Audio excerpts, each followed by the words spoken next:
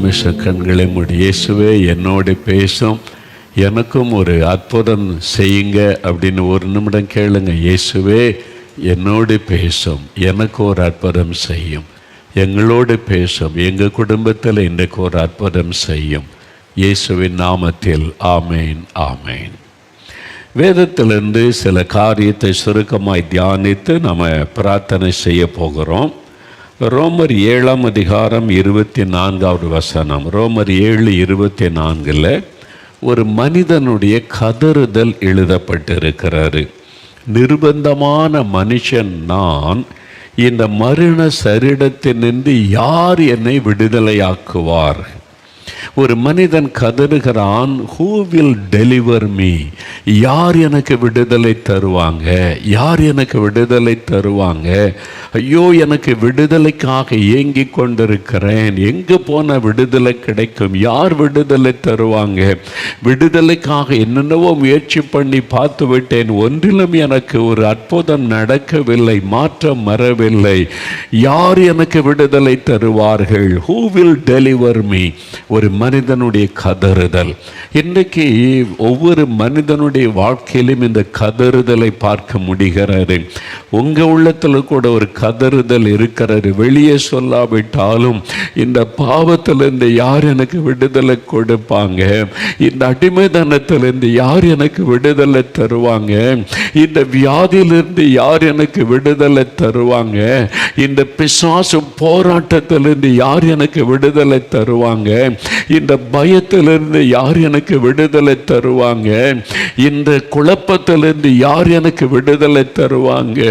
இந்த டிப்ரெஷன், மன அழுத்தத்திலிருந்து யார் எனக்கு விடுதலை தருவாங்க? இந்த கடன் பிரச்சனையிலிருந்து யார் எனக்கு விடுதலை தருவாங்க? இந்த சாபத்திலிருந்து யார் விடுதலை தருவாங்க? ஐயோ, நான் இப்படி கஷ்டப்படுகிறேன், who will deliver me? யார் எனக்கு விடுதலை தருவாங்க? எவ்வளோ பணம் செலவு பண்ணிட்டேன், எத்தனையோ இடத்துக்கு போயிட்டேன், இன்னும் விடுதலை உண்டாகலையே, யார் எனக்கு விடுதலை தருவாங்க? ஏங்கி கொண்டிருக்கிறீங்க. உங்களுடைய உள்ளத்தில் இந்த கதறுதல் இருக்கிறது. ஏதோ ஒரு அடிமைத்தனம் உங்களை பயப்படுத்தி கலங்க பண்ணி கொண்டிருக்கிறது. இயேசு கிறிஸ்து இன்றைக்கு உங்களுக்கு விடுதலை கொடுத்து உங்களுடைய துக்கத்தை சந்தோஷமாய் மாற்ற விரும்புகிறார். யார் விடுதலை தருவாங்க? நம்முடைய விடுதலைக்காக நம்மை சிருஷ்டித்த தேவன், நம்மை உண்டாக்கின தேவன், அண்ட சராசரங்களை சிருஷ்டித்து ஆண்டு நடத்துகிற அற்புதமான தேவன் நமக்காக வைத்திருக்கிற காரியம் என்ன? ஒரு 3 காரியத்தை நான் சொல்றேன், கவனமா கேட்டு ஜெபிக்கணும். முதலாவது, யோவான் 8ஆம் அதிகாரம் 36வது வசனத்தில் சொல்லப்பட்டிருக்கிறது, குமாரனாகிய இயேசு கிறிஸ்து விடுதலையாக்கினால் மெய்யாகவே விடுதலை ஆவீர்கள். இயேசு கிறிஸ்து, அந்த பெயர், அந்த நாமத்தை சொல்லி இயேசுவே எனக்கு விடுதலை வேணும்னு ஜெபம் பண்ணும்போது உங்களுக்கு விடுதலை உண்டாகும். ஏன்? நம்முடைய விடுதலைக்காக சிலுவையில் அவர்தான் தன்னை பலியாய் கொடுத்தார். நம்முடைய பாவங்களை சிலுவையின் மேலே சுமந்தார். அது 1 பேதுரு 2:24 இந்த வேத வசனத்தில் எழுதப்பட்டிருக்கிறது. மத்த 8ஆம் அதிகாரம் 17ஆம் வசனத்தில் நம்முடைய நோய்களையும் பலவீனங்களையும் சிலுவையில் சுமந்தார் என்று சொல்லப்பட்டிருக்கிறது. ஏசாயா 53ஆம் அதிகாரம் 4ஆம் வசனத்தில் நம்முடைய பாடுகள், துக்கங்கள், வேதனைகளை சிலுவையில் சுமந்தார் என்று எழுதப்பட்டிருக்கிறது. கலாத்தியர் 3:13 நமக்காக சிலுவையில் சாபமாக்கப்பட்டார். அதனால அவர் இயேசு என்கிற நாமத்தை சொல்லி கூப்பிடும் போது உங்களுக்கு விடுதலை உண்டாகும். ஆனால் அந்த விடுதலை நீங்கள் விரும்ப வேண்டும். நான் ஒரு அடிமைத்தனத்தில் இருக்கிறேன், இந்த மதுபானம் என்னை அடிமையாக்கி வைத்திருக்கிறது, இந்த புகைப்பிடிக்கிற பழக்கம் அடிமையாக்கி வைத்திருக்கிறது, இந்த பொடி போடுகிற பழக்கம் என்னை அடிமையாக்கி வைத்திருக்கிறது, இந்த புகையிலே போடுகிற பழக்கம் அடிமையாக்கி வைத்திருக்கிறது, இந்த செல்ஃபோனில் இந்த காரியம் என்னை அடிமையாக்கி வைத்திருக்கிறது, என் வாழ்க்கையில் இந்த மாதிரி அடிமைத்தனம் காணப்படுகிறது, அதனால் நிம்மதியில் சமாதானம் இல்லை, அதை விடவும் முடியவில்லை, சந்தோஷமாகவும் இருக்க முடியலை, ஒரு பெரிய போராட்டம். அப்படி கலங்கி கொண்டிருக்கிறீங்களா? எனக்கு விடுதலை வேண்டுமென்று நீங்கள் விரும்ப வேண்டும். அந்த விடுதலை தருகிற ஒரு இயேசு என்று விசுவாசிக்க வேண்டும். அவரிடத்தில் வந்து எனக்கு விடுதலை வேண்டும் என்று கேட்க வேண்டும். உடனே உங்களுக்கு விடுதலை. பாருங்க, பெங்களூர்லேருந்து அந்த சகோதரர் 25 வருஷமாக மதுபான பழக்கம். இனி அதை விட முடியாது, அவ்வளோதான், லைஃபை முடிஞ்சு போச்சுன்னு அவர் நினைத்தார். காலையிலேருந்து ராத்திரி வரைக்கும் குடித்து கொண்டே இருக்கிற அந்த அடிமைத்தனத்துக்குள்ளே வந்ததுனால இதிலேருந்து வெளியே வர முடியாதுன்னு நினைத்தார். ஆனால் அவர் ஒரு நாள் இதே மாதிரி டிவிக்கு முன்னால் உட்கார்ந்த போது எனக்கு விடுதலை வேண்டும் என்று விரும்பி இயேசுவேன்னு கூப்பிட்டார். இயேசு கிறிஸ்துவின் பெயரை சொல்லி கூப்பிட்ட உடனே வல்லமை வெளிப்பட்டது. இயேசுடைய ஒரே ஒரு தொடுதல் பாருங்க, 25 வருஷமா அந்த குடி பழக்கத்திலிருந்து விடுதலை. அதன் பிறகு இந்த எண்ணமே வரவில்லை. புகைப்பிடிக்கிற பழக்கத்திலிருந்து விடுதலை. இந்த சகோதரி வந்து சொன்னாங்க பாரு, அவங்களே ஒரு மருத்துவர், அவங்க பல் மருத்துவர். அவங்க வாழ்க்கையில் இது நான் மற்றவங்களுக்கு தீமை இல்லையே, எனக்குள்ளே நான் செய்து கொள்ளுகிறேன். ஆனால் அது ஒரு அடிமைத்தனம் இல்லை, அவங்கள பாதித்து கொண்டு இருந்தது அல்லவா. ஆண்டவர் விடுதலை கொடுத்துட்டார். உங்களுக்கு ஒரு விடுதலை வேண்டும், நீ விரும்புங்க, விசுவாசிங்க, இயேசுவே நீ கூப்பிடுங்க. இயேசு கிறிஸ்து விடுதலையாக்கினால் மெய்யான விடுதலை பெற்றுக்கொள்வீங்க. இன்றைக்கு உங்களுக்கு விடுதலையின் நாள். மதுபான பழக்கம், போதை வஸ்துகள், எந்த பாவ பழக்கமானாலும், எத்தனை வருட பழக்கமானாலும் விடுதலை. இங்கே விடுதலை பெற்ற உடனே முதல்ல உங்களுக்கு சந்தோஷம், உங்கள் துக்கம் மாறிடும், உடைய குடும்பத்தாருடைய துக்கமெல்லாம் மாறி சந்தோஷம் வந்துடும். பார்த்தீங்களா, அந்த மகன் விடுதலையானோன்னு குழந்தை, சிறு மகள் சொல்கிறா, இவ்வளோ சந்தோஷம் இல்லை, அந்த வீட்டுக்கே ஒரு பெரிய மகிழ்ச்சி. அதுதான் இயேசு கிறிஸ்து அந்த அற்புதத்தை உங்களுக்கு செய்ய விரும்புகிறார். ரெண்டாவது, இந்த விடுதலை பெற்றுக்கொள்ள தேவன் நமக்கு வைத்திருக்கிற இன்னொரு அற்புதமான காரியம் என்ன தெரியுமா? யோவான் 8ஆம் அதிகாரம் 32வது வசனம். அங்கே இயேசு சொல்லுகிறார், சத்தியம் உங்களை விடுதலையாக்கும். நீங்கள் சத்தியத்தை அறிந்தால் சத்தியம் உங்களை விடுதலையாக்கும். சத்தியம் என்று இயேசு எதை சொல்லுகிறார்? யோவான் 17ஆம் அதிகாரம் 17ஆம் வசனத்தில் இயேசுவை சொல்லுகிறார், கர்த்தருடைய வசனம் சத்தியம். இந்த வேத வசனம், இதில் சொல்லப்பட்டிருக்கிற தேவனுடைய வார்த்தை, ஆண்டவர் பேசின வார்த்தைகள் சத்தியம், உண்மை. இந்த வசனத்தில் ஒரு வல்லமை இருக்கிறது. இந்த வசனம் நம்முடைய வாழ்க்கையில் அற்புதத்தை கொண்டு வரும். எபிரேயர் 4ஆம் அதிகாரம் 12ஆம் வசனத்தில் பைபிளில் வாசித்தீங்கன்னா, இந்த தேவனுடைய வார்த்தை ஜீவனும் வல்லமையும் உள்ளது, இதுக்கு உயிர் இருக்கிறது. இந்த வார்த்தை உங்களோட பேசும். அதனால தான் நீங்கள் வேதத்தை வாசிங்கன்னு சொல்றதுக்கு காரணம், இது தேவனுடைய வார்த்தை. இதற்குள்ளிருந்த ஆண்டவர் உங்களோடு பேசுவதை நீங்கள் உணர்ந்து கொள்ள முடியும். இதுக்குள்ள ஒரு வல்லமை உண்டு, அதுக்கு உயிர் இருக்கிறது, அது பேசும். அது உங்களுக்கு சமாதானத்தை கொண்டு வரும், உங்களுடைய வாழ்க்கையை பரிசுத்தப்படுத்தும், உங்களுடைய காயங்களை ஆற்றும், உங்களுடைய வாழ்க்கையில் சுகத்தை கொண்டு வரக்கூடிய வல்லமை இந்த வேத வசனத்திற்கு உண்டு. அதனால தான் இந்த வசனத்தை நீங்கள் கேட்கணும்னு சொல்லுவது. அதனால தான் நான் வியாதியஸ்தருக்காக சுகத்துக்காக ஜெபிக்கிறதுக்கு முன்னால் முதலாவது இந்த வசனத்தை சொல்லி அதன் பிறகு தான் ஜெபம் பண்ணுவேன். நீங்கள் இங்கே கூட்டத்துக்கு வந்தாலும் சரி, டிவியில் பிரசங்கம் பண்ணாலும் சரி, முதலாவது வேத வசனத்தை சொல்லி அதன் பிறகு தான் நாங்கள் பிரார்த்தனை செய்வது. எதனால்? இந்த வசனம் வல்லமை உள்ளது. இந்த வசனத்துக்கு நீங்கள் செவி கொடுத்து இந்த வசனத்தை விசுவாசிக்கும் போது உங்களுடைய வாழ்க்கையில் அற்புதம் நடக்கும். அதனால தான், ஏன் அந்த வசனத்துக்கு அவ்வளோ பெரிய வல்லமைன்னு நினைக்கிறீங்களா? வேறு புஸ்தகத்தில் 2 தீமோத்தேயு 3ஆம் அதிகாரம் 16ஆம் வசனத்தில் சொல்லப்பட்டிருக்கிறது, இந்த வேறு வசனங்கள் எல்லாம் தேவ ஆவியினால் அருளப்பட்டது, மனிதர்களை கொண்டு தேவனே இதை எழுதினார். பரிசுத்த ஆவியானவர் மூலமாய் மனிதர்களை வைத்து கர்த்தரே அதை எழுதினார். அதனால்தான் அது தேவனுடைய வார்த்தை என்பது. இதில் மனிதர்கள் பேசின வார்த்தைகளும் செயல்களும் எழுதப்பட்டிருக்கிறது உண்மைதான். ஆனால் தேவன் நேரடியாய் பேசின இயேசுவின் வார்த்தை, கர்த்தருடைய வார்த்தை இருக்கிறது. அதுதான் வல்லமை உள்ளது, ஜீவன் உள்ளது. அதை விசுவாசிக்கும் போது அற்புதம் நடக்கும். ஆனால் மனிதர்கள் பேசினதும் எழுதப்பட்டிருக்கிறது என்றால் இது சரித்திர புஸ்தகம், இது கற்பனை காவியம் கிடையாது, மனிதனுடைய கற்பனையில் தோன்றின நிகழ்வுகள் கிடையாது, இது சரித்திரம், ஹிஸ்ட்ரி. அதனால் இதில் ராஜாக்கள் வருவாங்க, மனிதர்கள் வருவாங்க, அவங்க பேசினர், அவங்க செய்த தவறுகள் எல்லாம் பைபிளில் எனக்கு இப்படிலாம் எழுதியிருக்கு, இவன் பண்ண தப்பு இப்படிலாம் பண்ணியிருக்கான்னு எழுதியிருக்கேன்னா மனுஷன் தவறு செய்தது அப்படியே எழுதியிருக்கிறாரு. எதையுமே மறைக்க, அதான் ஹிஸ்ட்ரி. அதனால தான் இது தேவனுடைய வார்த்தை. ஒரு மனிதன் இப்போ ஒரு தலைவரை பற்றி பேசினா அவர் செய்த நல்லதை மட்டும்தான் பேசுவாங்க, தீதெல்லாம் விட்டுருவாங்கல்ல. வேறு அப்படி கிடையாது. ஒரு மனிதனுடைய நல்லது கெட்டது ரெண்டையும் அப்படியே எழுதி வைக்கப்பட்டிருக்கிறது. அதனால தான் இது தேவனுடைய வார்த்தை, பொய் சொல்லாது. மனிதர்களுடைய தவறுகள் எழுதப்பட்டிருக்கிறது. கடவுள் தவறு செய்தான்னு ஒன்றையுமே பார்க்க முடியாது. அவர் பரிசுத்தமுள்ள தேவன். அவருடைய செயல்கள் எழுதப்பட்டிருக்கிறது, அவருடைய வார்த்தை எழுதப்பட்டிருக்கிறது. அதனால தான் இது பரிசுத்த வேதாகமம், தேவனுடைய வார்த்தை என்று அழைக்கப்படுகிறது, காட்ஸ் வேர்டு. அதனால தான் இதுக்கு வல்லமை இருக்கிறது. அதனால தான் இதை வாசிங்க. இதை வாசிக்கும் போது உங்களோட பேசும், உங்களுக்கு விடுதலை கிடைக்குன்னு சொல்லுவதற்கு காரணம். எப்படின்னு சொல்கிறீங்களா? என்னுடைய ஊழிய பாதையில் நடந்த சிலதை சொல்கிறேன். நான் ஒரு அநேக வருஷத்துக்கு முன்னால் துபாய்க்கு ஊழியத்துக்கு போயிருந்தேன். துபாய் இருக்குல்ல, இந்த கல்ஃப் கண்ட்ரிஸில் துபாய், யுனைடெட் அரப் எமிரேட்ஸில். அங்கே போயிருந்தபோது கூட்டத்தில் பிரசங்கம் பண்ணினேன். ஒரு நாள் பகல் நேரத்தில் ஒரு சகோதரர் தன்னுடைய வீட்டுக்கு உணவு சாப்பிட அன்பாய் அழைத்திருந்தார். அதனால் அவருடைய அன்பின் நிமித்தம் அவருடைய வீட்டிற்கு நான் போயிருந்தேன். அப்போ அவர் ஒரு நடந்த சம்பவத்தை அவரே சொன்னார். பிரதர், நான் இயேசுவை நம்பாதவன், நான் கிறிஸ்தவ குடும்பத்தில் பிறந்தவன் அல்ல. ஆனால் இன்றைக்கு இயேசுவின் மேல் அவ்வளோ விசுவாசம் வைத்து பைபிள் வாசிக்கிறேன், ஜெபிக்கிறேன். என்ன காரணம் தெரியுமானார். என்ன விஷயம் என்று கேட்டேன்.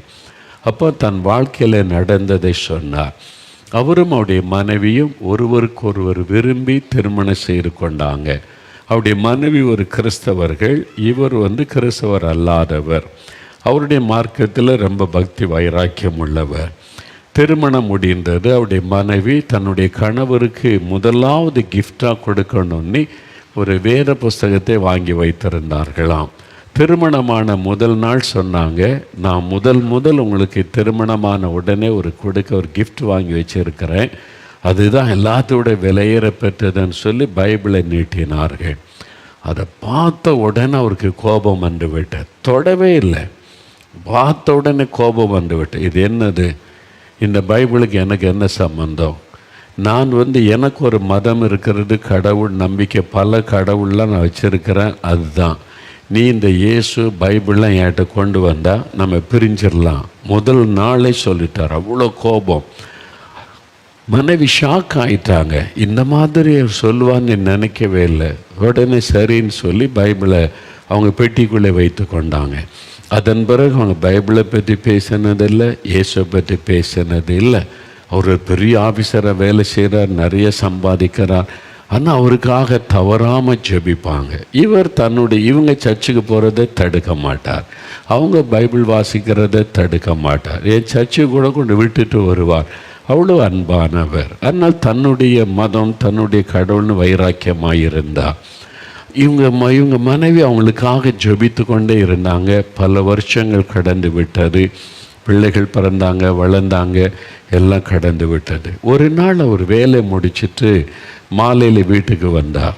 நல்ல ஒரு ஆஃபீஸர். வீட்டுக்கு வந்துட்டு சோஃபாவில் உட்கார்ந்துட்டு பேப்பர் எடுத்து வாசித்து கொண்டு காஃபி கொண்டு வாமான்னு கேட்டார். அவருடைய மனைவி போய் கிச்சனில் காஃபி கலக்கி கொண்டு இருந்தாங்க, தயார் செய்து கொண்டு இருந்தாங்க. திடீரென்று இவருடைய சரீரத்தில் ஒரு நோய் தாக்க ஆரம்பித்தது. அது என்னன்னா பக்கவாதம். அவருடைய கால் முதலாவது இழுக்க ஆரம்பித்தது. அவருடைய ஒரு கால் அப்படியே வெட்டி இழுக்க ஆரம்பித்தோன்னா அப்படியே கோணிக்கொண்டே போகுது. அவர் பார்க்குறாரு, என்ன ஆகுது என் உடம்புல? அப்படியே அந்த நோய் காலில் இருந்து மேலே கொஞ்சம் கொஞ்சமாக ஏறி வருகிறது. அவரால் ஃபீல் பண்ண முடியுது.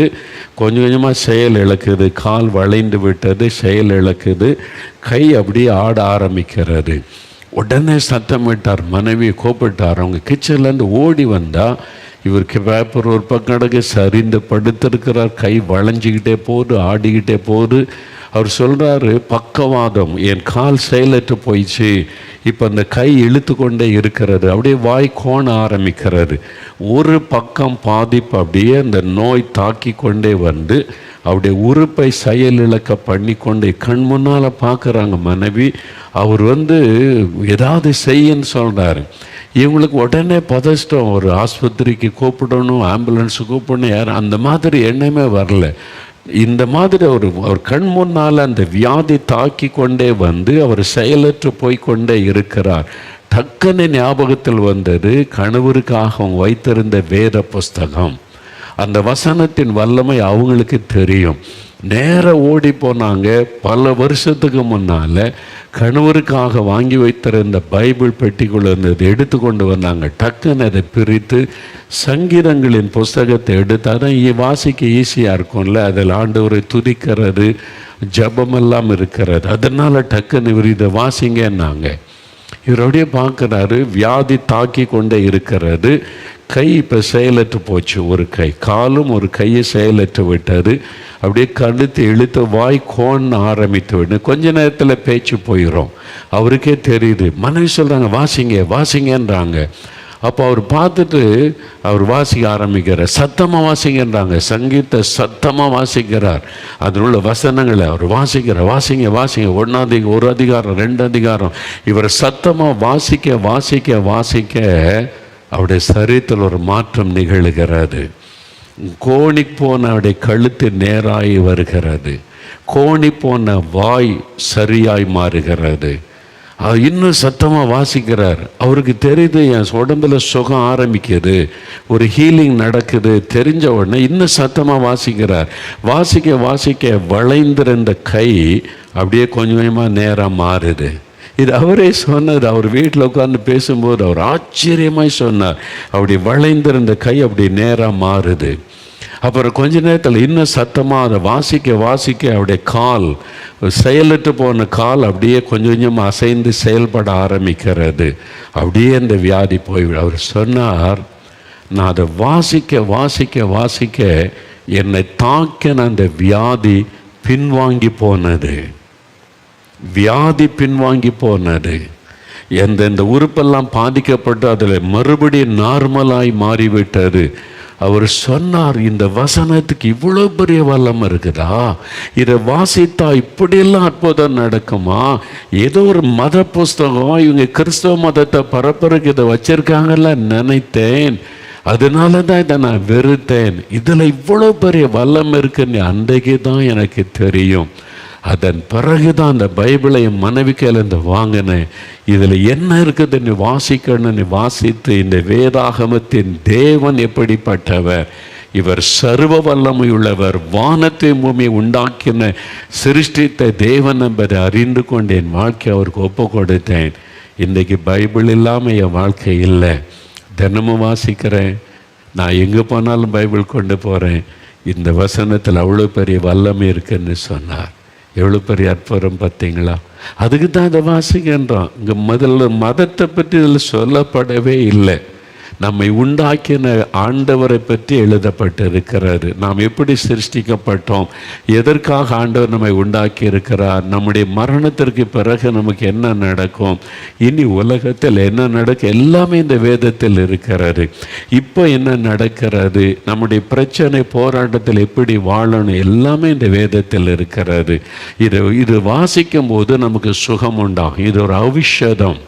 கர்த்தருடைய வசனம் நல்ல மருந்து, இட்ஸ் எ மெடிசன் என்று வசனத்தில் சொல்லப்பட்டிருக்கிறது.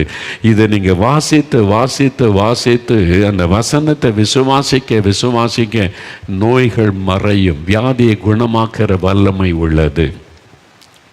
நான் ஒரு சமயம் ஆஸ்திரேலியாவுக்கு ஊழியத்துக்கு போயிருந்தேன். ஆஸ்திரேலியாவில் ஊழியத்துக்கு போயிருந்த போது அப்போ அங்கே ஒரு ஊழியக்காரரை சந்தித்து பேசி கொண்டிருந்தேன். ஒரு சபையினுடைய மெய்ப்பர், அவர் ஆஸ்திரேலியன், ஒரு வெள்ளைக்காரர். அவரோட அவங்களுடைய சபையில் தான் கூட்டெல்லாம் நடந்தது. அப்போ அவங்களோட பேசி கொண்டிருந்த போது அவர் சொன்னார், அவர் ஊழிய சபை ஆரம்பித்து வளர்ந்துக்கிட்டே இருக்குது. அப்போ ஹீலிங் அது மாதிரி ப்ரேயர்லாம் போனால் ரொம்ப உற்சாகம் போய் ஜெபிப்பார். ஆண்டவர் அற்புதம் செய்கிற ஆத்மாக்கள் சர்ச்சுக்கு வரும்னு சொல்லி அப்போ ஒருத்தர் சொன்னாங்க, எங்கள் சொந்தக்காரங்க ஒருத்தங்க ஆஸ்பத்திரியில் இருக்கிறாங்க, அவங்களுக்காக வந்து நீங்கள் ஜெபிக்க வர முடியுமான்னு கூப்பிட்டாங்க. உடனே இந்த பாஸ்டர் சொன்னார், நான் வர்றேன்னு சொல்லி தன்னுடைய சபையால் 2-3 பேரை கூட்டிகிட்டு இந்த ஆஸ்பத்திரியில் ஒருத்தங்க வியாதியில் இருக்கிறாங்களாம், நம்ம போய் ஜெபிச்சுட்டு வரலாம், அவங்க சுகமான அந்த ஆத்மா சர்ச்சுக்கு வருவாங்களே அப்படின்னு அந்த ஆத்மா பாரத்தோடு அவர் பைபிளை எடுத்துக்கிட்டு 2 விசுவாசிகளை கூட்டிகிட்டு ஆஸ்பத்திரிக்கு போனாராம். போனால் ஐசியூ யூனிட்டில் இன்டென்சிவ் கேரில் அவங்கள வச்சுருக்குது. எல்லாம் டியூப்லாம் போட்டு இவர் போய் நல்ல இயேசுவை பற்றி சொல்லணும், விசுவாசத்தை பலப்படுத்தணும், ஜெபிக்கணும் அப்படின்னு உற்சாகமாக போனால் அவர் சொன்னார், வயசான ஒரு பாட்டியம்மா அவங்க பேச்சு மூச்சு இல்லாமல் இருக்கிறாங்க. வாய்க்குள்ளே டியூப் போட்டிருக்குது, மூக்கில் டியூப் போட்டிருக்குது, அங்கே ஒரு கருவியில் பொறித்த ஒரு நர்ஸ் உட்காந்து பார்த்துக்கிட்டே இருக்காங்க, பேச்சு மூச்சே இல்லை.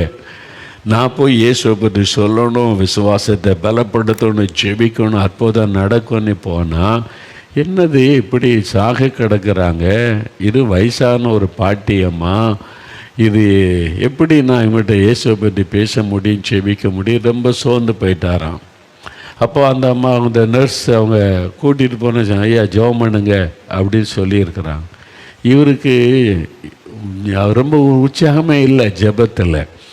என்ன இயேசுவை பற்றி சொல்லணுன்றதான் ஆவல், அதுக்கு வாய்ப்பே இல்லைல்ல அப்படின்னு சொல்லிட்டு சோர்ந்து போன நிலைமையில் என்ன பண்ணுறது, இவங்களே சாக கிடக்கிறாங்க, ஜெபிச்சுக்கிட்டு இருக்கும்போது உயிர் போயிட்டு என்ன ஆகுறது, இந்த பாஸ்டர் ஜெபம் பண்ணார், இந்த அம்மா செத்து போச்சு எல்லோரும் சொல்லுவாங்க, அது வேறு பயம், என்ன பண்ணுறேன்னு யோசித்தாராம்.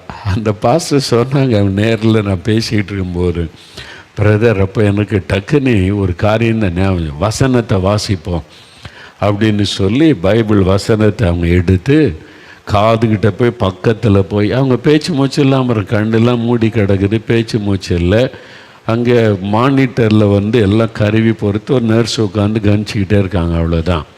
இவர் பக்கத்தில் போய் பெட்டு பக்கத்தில் போய் பைபிளை திறந்து அந்த காதில் கேட்குற மாதிரி வசனத்தை வாசித்தாராம். அப்படியே வசனத்தை வாசிக்கிறார். ஒரு 5 நிமிஷம் வாசித்திருப்பார். அந்த நர்ஸ் அங்கே உட்காந்துருந்தாங்கல்ல, அந்த கருவியில் மானிட்டரை பார்த்துக்கிட்டு நான் ஓடி வந்து வாட் ஆர் யூ டூயிங் அப்படின்னு கேட்டாங்க.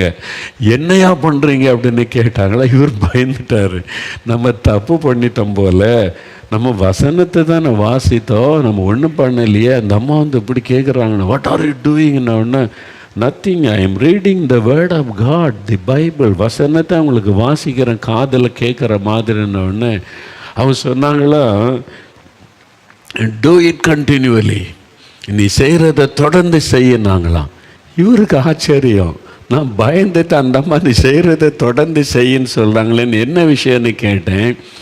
நான் இந்த மானிட்டர் முன்னால் வார கணக்காக உட்காந்துருக்கிறேன், இந்த அம்மா இதே மாதிரி கோமாவில் இருக்கிறாங்க, அவனுடைய சரீரத்தில் அவருடைய ஹார்ட்டு, லங்ஸு, அவருடைய ஒவ்வொரு உறுப்பு எப்படி செயல்படுன்னு பார்த்துக்கிட்டே இருக்கேன், ஒரு மாற்றமும் இல்லை, இப்படியே தான் இருக்காங்க. நீ ஏதோ பண்ணுன, இப்போ அவங்களுடைய லங்ஸு செயல்படுது, ஹார்ட்டு செயல்படுது, மாற்றம் வருது, மானிட்டரில் தெரியுது, சேஞ்ச் வருது, உள்ள உறுப்புக்குள்ளே மாற்றம் வருது, சேஞ்சு தெரியுது. நான் இவ்வளோ நாள் பார்த்தேன் இந்த அம்மா ஒன்றுமே இல்லாமல் கிடக்குதுன்னு, இப்போ தான் சேஞ்சு தெரியுது, டூ இட் கண்டினியூவல்ன்றாங்க.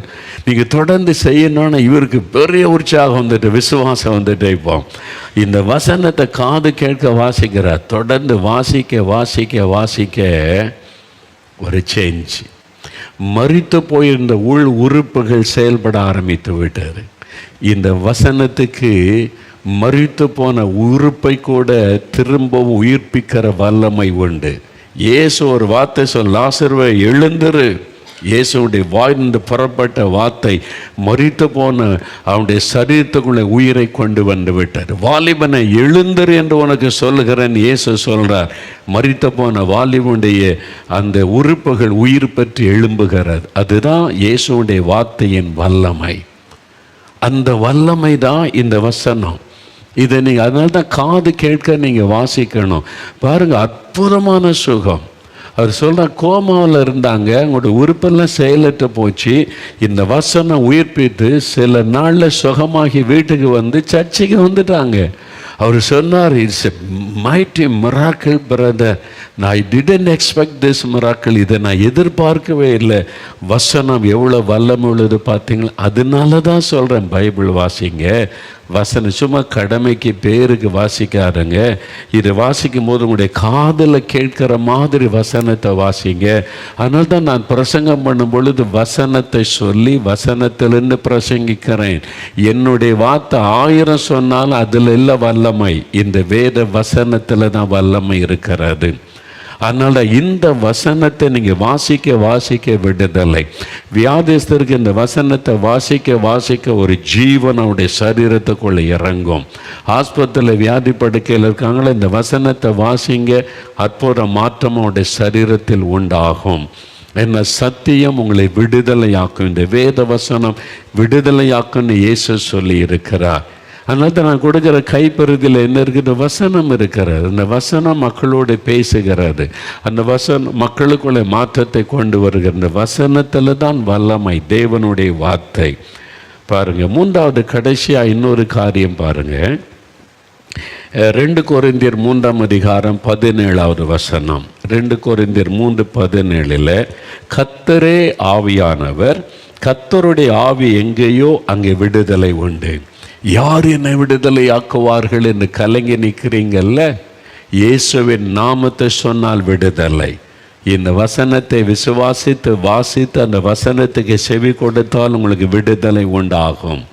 3வது பாருங்க, கர்த்தரே ஆவியானவர், கர்த்தருடைய ஆவி எங்கேயோ அங்கே விடுதலை உண்டு. பரிசுத்த ஆவியானவர்.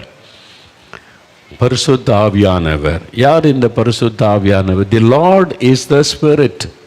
Where the spirit of the Lord is, there is liberty. கர்த்தர் தான் ஆவியானவராய் நமக்குள் இறங்குகிற பரிசுத்த ஆவியானவர். அப்போ அவர் தான் தேவ பிரசன்னத்தை கொண்டு வருகிறவர். நான் சொல்லல, நீங்கள் பாட்டு பாடும்போது தேவ பிரசன்னம் இறங்குன்னா பரிசுத்த ஆவியானவர் தேவ பிரசன்னத்தை அவங்க வீட்டுக்குள்ளே கொண்டு வருவார்.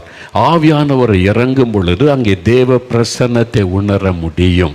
அந்த ஆவியானுடைய வல்லமை தொடும் பொழுது நம்முடைய சரீரத்தில் சுகம் உண்டாகும், உங்களுடைய ஆத்மாவிலே விடுதலை உண்டாகும். உங்களுடைய வாழ்க்கையில் இருக்கிற பிசாசின் கட்டுகள், மந்திர வல்லமை அறுக்கப்பட்டு போய்விடும். அது தேவ பிரசன்னம் பரிசுத்த ஆவியானவர் மூலமாய் வருகிறது. அந்த ஆவியானவர் எங்கே இருக்கிறாரோ அங்கே விடுதலை. அதனால தான் நீங்கள் வீட்டில் ஜெபம் பண்ணுங்க, இயேசுவின் நாமத்தை சொல்லுங்கள், துதிங்கன்னு சொல்லும்போது துதிக்க ஆண்டவருடைய பிரசன்னம் ஆவியானவராக உங்களுடைய வீட்டுக்குள்ளே இறங்குவார். அவர் இறங்கிட்டு அவங்க விடுதலை தான். சத்துருடைய கட்டுகள் அறுக்கப்பட்டு விடும், பில்லிசோனி அறுக்கப்பட்டு விடும், பாவக்கட்டுகள் அறுக்கப்பட்டு விடும், பயம் விலகிவிடும், மரணக்கட்டுகள் மாறிவிடும், அற்புதமான சுகம் உண்டாகும். நான் ஒரு சமயம் கனடா தேசத்தில் டொரண்டோ பட்டணத்தில் ஊழியத்துக்கு போயிருந்தேன் சில வருஷத்துக்கு முன்னால். அங்கே போயிருந்த போது ஞாபகம் இருக்குது, 3 நாள் கூட்டம், கடைசி நாள் ஆராதனை, சர்ச்சில் ஆராதனையில் தேவ செய்தியை நான் கொடுத்து கொண்டிருந்தேன். அங்கே ஒரு கிறிஸ்தவ குடும்பத்தார், அவருடைய தகப்பனார் வயசான ஒரு ஐயாவை வீல் சேரில் வச்சு கொண்டுட்டு வருவாங்க. 3 நாள் கூட்டத்துக்கு தள்ளிட்டு வருவாங்க, அப்படியே கொண்டு நிறுத்திட்டு உட்காருவாங்க. அவருக்கு பேச்சு மூச்சே கிடையாது, அப்படியே உட்காந்துருப்பார், தலை சரிந்து. அப்படி ஆட்கள் பார்த்துருக்கீங்களா? அவங்களுக்கு என்ன நடக்குன்னே தெரியாது, இப்படியே தலை சரிச்சு அப்படியே உட்காந்துருப்பார் சேரில். கையெல்லாம் அசைக்க தெரியாது, கால் அசைக்க தெரியாது, பசிக்குதுன்னு கேட்க தெரியாது, தாகம் எடுக்குன்னு சொல்ல தெரியாது. 3 வருஷமாக அவர் பேசவே இல்லை, பொம்மை மாதிரி சேரில் உட்காந்துருப்பார். இவங்களா பார்த்து ஏதாவது ஊட்டணும், இவங்களா பார்த்து தண்ணி கொடுக்கணும், அப்படி தான். அதனால் அதுக்குன்னு ஸ்பெஷல் வீல் சேர் இருக்குது, அந்த வீல் சேரில் தான் உட்கார வச்சு தள்ளிட்டு வருவாங்க. அப்படியே நானும் அவர் கவனித்து அப்படி பொம்மை மாதிரி அப்படியே இருப்பார், அவ்வளோதான். அது மாதிரி இப்போ கடைசி நாள் கூட்டம் ஆராதனை நடந்துக்கிட்டு நல்ல தேவ பிரசன்னம். வசனத்தை பிரசங்கிக்கும் போது எனக்கு நல்ல ஆவியானுடைய பிரசன்னத்தை உணர முடிகிறது. பரிசுத்தாவினுடைய பிரசன்னம் அந்த ஆலயத்தில் நிரப்பி இருக்கிறது. நான் மேடையிலேருந்து பிரசங்கம் பண்ணிக்கிட்டே இருக்கேன், அவங்க உட்கார்ந்துருக்கிறாங்க. திடீரென்று பிரசங்க பாதி இன்னும் ஜபல் ஆரம்பிக்கலை, பிரசங்கம் பண்ணி கொண்டே இருக்கிறேன். திடீர்னு அந்த ஐயா சேரில் உட்கார்ந்துருக்கிறவரை பார்க்குறேன், சரிந்திருந்த தலை அப்படி நேராக அவர் நிமிருகிறார். அவரே நிமிருகிறார், கண்ணை திறந்து அப்படியே பார்க்குறாரு, அப்படியே சுத்தம் அப்படி தான் இருப்பார், அவ்வளோதான். இப்போ கண்ணை திறந்து பார்க்குறாரு. அவருடைய கை அப்படி அசைகிறாரு, கை அசைகிறாரு, கால் அசைகிறாரு. நான் பிரசங்கம் பண்ணிக்கிட்டே இருக்கேன், ஜனங்களாம் பிரசங்கம் கேட்டுக்கிட்டே இருக்காங்க. நான் இங்கே இருந்ததுனால பார்க்குறவர் என்னால கால் அசைந்தான்னு கால் எடுத்து வெளியே வைத்தார், எழுப்பி நிற்கிறாரு. நீ யோசித்து பாருங்க, இப்படி சர்ச்சை ஆறான்னு நடக்குதுல்ல, நடந்தது. நான் பார்த்து கொண்டே இருக்கும்போதே அது நடக்குது. பிரசங்கம் பண்ணிக்கிட்டே இருக்கேன், அவர் கால் எடுத்து கீழே வைத்தா எழும்பினார். வீழ்ச்சி எழும்பி முன்னால் நடந்து வருகிறார். சபையாரில் ஆர்ப்பரித்து துதிக்கிறாங்க, கை தட்டுறாங்க, துதிக்கிறாங்க, நன்றி சொல்கிறாங்க. ஜெபமே ஆரம்பிக்கலை. வியாதியஸ்தருக்காக சுகத்துக்காக ஜெபமே ஆரம்பிக்கலை, வியாதிக்காகவும் ஜெபிக்கலை, அவருக்காகவும் யாரும் கை வைத்து ஜெபிக்கவும் இல்லை. தேவனுடைய பிரசன்னம், அது ஆவியானுடைய வல்லமை. ஆவியானவர் எங்கோ அங்கே விடுதலை. வசனம் அறிவிக்க தேவ பிரசன்னம் இறங்கி அவனுடைய சரீரத்தை தொட்ட உடனே செயலற்ற உறுப்புகள் செயல்பட ஆரம்பித்து விட்டது. கால் செயல்படுகிறது, கை செயல்படுகிறது. அவர் எழும்பி நடந்து வந்துட்டார். குடும்பத்தாருக்கு ரொம்ப ஆச்சரியம். 3 வருஷமாக பேசவே மாட்டார். நடந்ததில் பொம்மை மாதிரி இருப்பார், அவ்வளவுதான். இப்போ கூட்டம் முடிந்துரு பாருங்க, அவர் சிரித்து பேசுகிறார். சிரித்ததே கிடையாது, 3 வருஷமாக பேசினதே கிடையாதுல்ல. சிரிச்சுப்பா அவங்களுடைய அந்த குடும்பத்தாருக்கு அவ்வளோ பெரிய சந்தோஷம். எப்படி நடந்தது? யாருமே ஜெபம் பண்ணலை, யாருமே அவர் மீது கை வைக்கவில்லை, நானும் ஜெபம் பண்ணலை. ஆவியானுடைய பிரசன்னம் இறங்கின உடனே விடுதலை. அதனால தான் ஆவியானவருடைய பிரசன்னம் இருக்கிற இடத்துக்குள்ளே நீங்கள் வந்துட்டீங்கன்னா உங்களுக்கு விடுதலை உண்டாக்கி விடும். அதனால தான் சர்ச்சுக்கு போங்க. ஆலயத்தில் ஆராதிக்கும் போது, கர்த்தருடைய பிள்ளைகள் கூடி ஆராதிக்கும் போது தேவ பிரசன்னம் இறங்கும். அதுக்குள்ளே நீங்கள் வந்துட்டீங்கன்னா உங்களுக்கு விடுதலை உண்டாக்கி விடும். ஒரு கூட்டம் நடக்கிற இடத்துல இயேசுவை துதித்து ஆராதிக்கும் போது ஆவியானுடைய பிரசன்னம் இறங்கும். அங்கே இறங்கும் போது அந்த எப்படிப்பட்ட வியாதிஸ்தரும் சுகம் அடைவாங்க. ஆவியானவர் கொடுக்கிற விடுதலை. இப்போ அந்த ஆவியானுடைய பிரசன்னுடைய வீட்டுக்குள்ளே இறங்கி இருக்கிறது. நீங்கள் இருக்கிற இடத்துல, ஆஸ்பத்திரியில், நீங்கள் இதை பார்த்து கொண்டிருக்கிற இடத்துல ஆவியானுடைய வல்லமை இறங்கி இருக்கிறது. இன்னைக்கு உங்களுக்கு விடுதலை. ஒரு சம்பவத்தை சொல்லி நாம் ஜெபிக்க போகிறோம். இங்கே தேவனுடைய கூடாரத்தில் தினந்தோறும் காலையில் ஒரு ஒர்ஷிப் இருக்கும், மாலையில் ஒர்ஷிப், காலையில் ஒரு ஹீலிங் மீட்டிங் இருக்கும், ஈவினிங்கில் ஒரு ஹீலிங் மீட்டிங். எப்பவும் வசனம் அறிவிக்கப்பட்டு கொண்டே இருக்கும், துதி எழும்பிக் கொண்டே இருக்கும். 24 மணி நேரம் இங்கே ஜெபம் இருந்து கொண்டே இருக்கிறதுனால கர்த்தருடைய பிரசன்னம், ஆவியானுடைய பிரசன்னம் இருந்து கொண்டே இருக்கும். ஒரு நாள் ஒரு சகோதரி தூர இடத்திலிருந்து ட்ரெயினில் பிரயாணப்பட்டு வந்தாங்க. எதுக்கான? தன்னுடைய சுகத்துக்காக ஜெபிக்கணும். அவங்களுக்கு 13 வருஷமாய் கன்னத்தில் ஒரு கட்டி இருந்தது. 13 இயர்ஸ், 13 வருஷமாக கன்னத்தில் ஒரு கட்டி. அதை போய் ஆப்ரேஷன் பண்ண அவங்களுக்கு பயம். கேன்சர்னு சொல்லிட்டு என்ன ஆகிறது? அந்த பயத்தோடையே வாழ்ந்து கொண்டு இருக்கிறாங்க 13 வருஷம். இப்போ அது தொந்தரவு பண்ண உடனே எனக்கு சுகம் வேணும், இதுலேருந்து ஒரு விடுதலை வேணும் அப்படின்னு சொல்லி தூர இடத்துலேருந்து, வேறு சிட்டிலேருந்து பிரயாணப்பட்டு 4 மாவடியில் ட்ரெயினில் இறங்கி தேவனுடைய கூடார கேம்பஸுக்குள்ளே கூட்டம் நடக்கிறதுக்கு உள்ளே வந்தாங்களா, கட்டி மறைந்து போயிட்டார். அவ்வளோதான். யாரும் அவங்களுக்காக ஜெபமும் பண்ணலை. அவங்க அந்த கேம்பஸுக்குள்ளே நுழைந்து கூட்டம் நடக்கிற தேவனுடைய கூடாரத்துக்குள்ளே உள்ளே வர்றாங்க, கட்டி மறைந்து விட்டார். ஹீலிங். அவங்களுக்கு ஆச்சரியம், என்னாச்சு? கட்டியை காணோம், வலி இல்லை, மறைஞ்சிட்டு.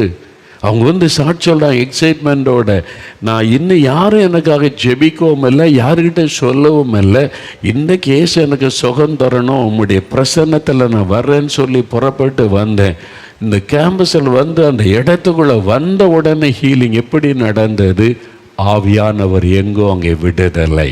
இங்கே எப்பவும் தேவ ஆவியானுடைய பிரசன்னம் இருந்து கொண்டே இருக்க காரணம், எங்கே துதியும் ஜெபமும் இருக்கிறதோ அங்கே ஆவியானுடைய பிரசன்னம் இருக்கும். இங்கே 24 மணி நேரமும் ஜெபம் இருக்குது. இப்போ 24 மணி நேரமும் ஒர்ஷிப், ஆண்டவரை துதிக்கிற துதி இருக்கிறது. அதனால தேவ பிரசன்னம் இங்கே இருக்கிறாரு. அதனால தான் சொல்லுவாங்க, உங்கள் வீட்டில் குடும்ப ஜெபம் பண்ணுங்க, உங்கள் வீட்டில் ஆண்டவரை துதித்து பாடுங்க.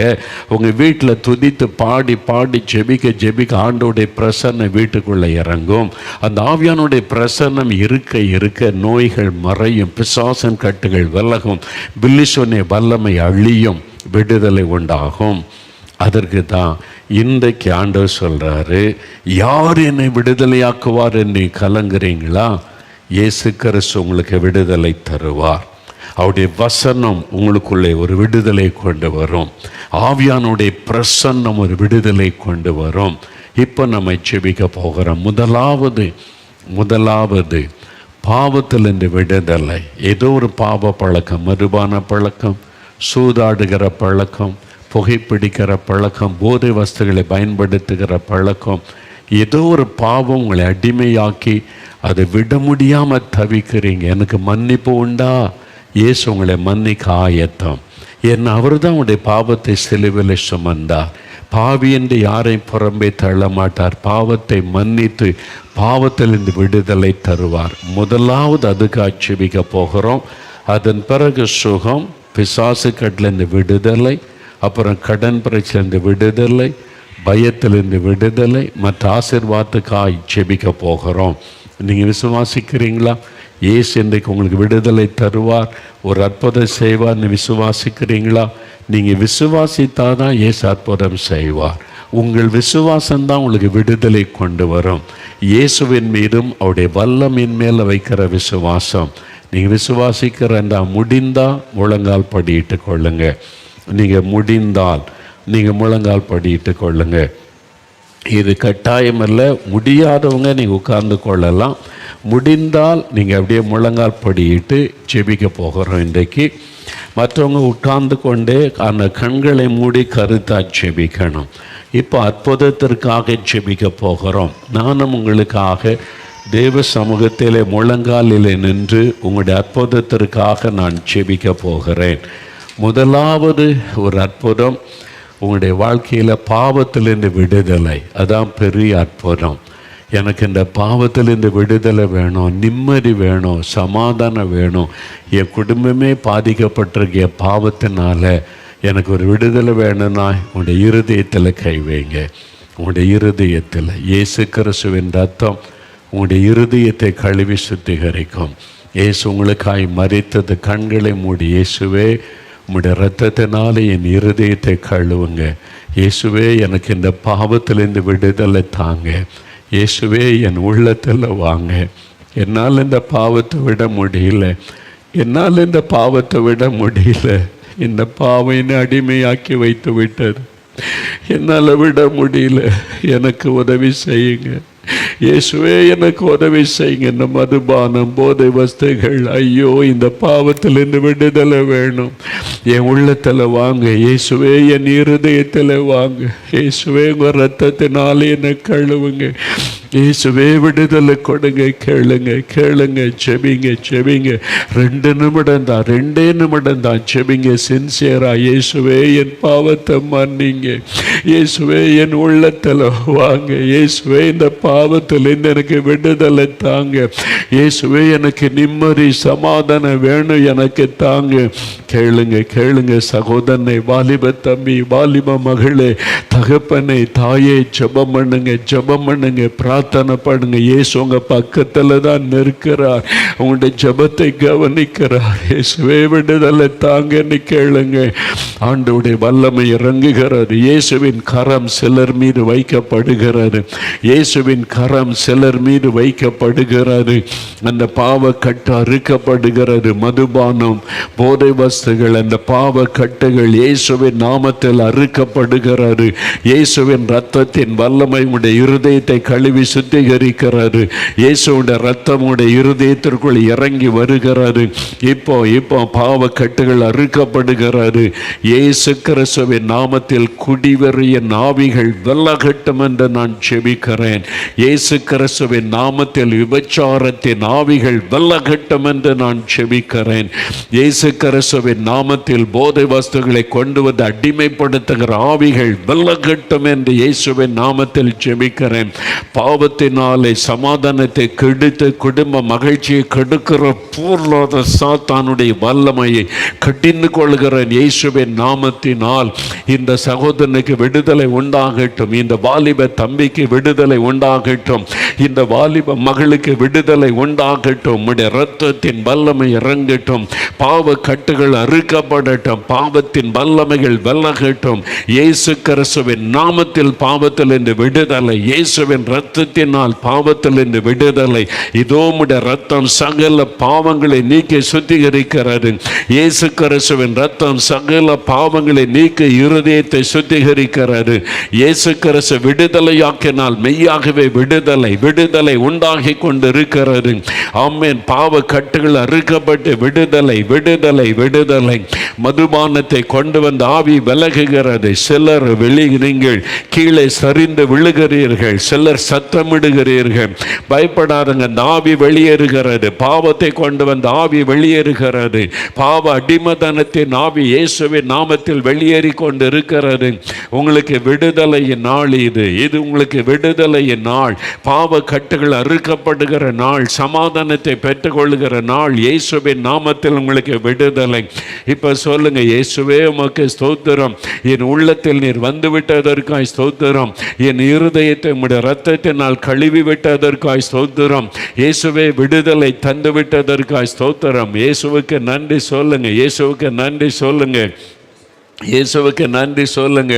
வாய் திறந்து அவருக்கு நன்றி சொல்லுங்க. உங்களுடைய பாவம் மன்னிக்கப்பட்டு பாவத்தில் இருந்து விடுதலை. நீங்கள் மனம் திரும்பினபடியினால் இயேசுவை செய்து கொண்டு இருக்கிறார். இயேசுவுக்கு ஸ்தோத்திரம்.